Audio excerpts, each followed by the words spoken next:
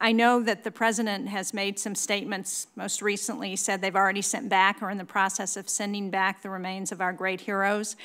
It's my understanding that, in fact, we have not yet received any remains from North Korea, and that in the past, the efforts to repatriate those people who died in the Korean War have been fraught with difficult challenges, let's put it that way.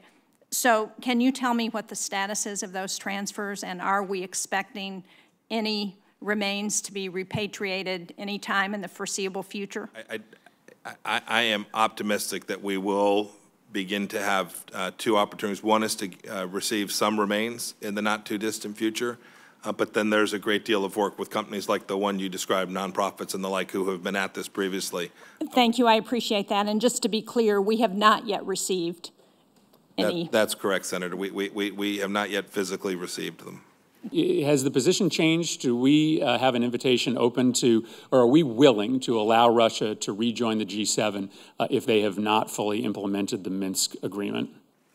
I think the President's comments speak for themselves in the sense of, and you saw Ambassador Bolton's announcement of the last hour or so, the President deeply believes that having Russia be part of these important geostrategic conversations is inevitable, and that there's a long history of that. We have about as poor a relationship with Russia as I can recall in my adult lifetime. Sounds like the President then is open to allowing them to come back in if the Minsk agreement isn't fulfilled, if he were to get concessions somewhere else.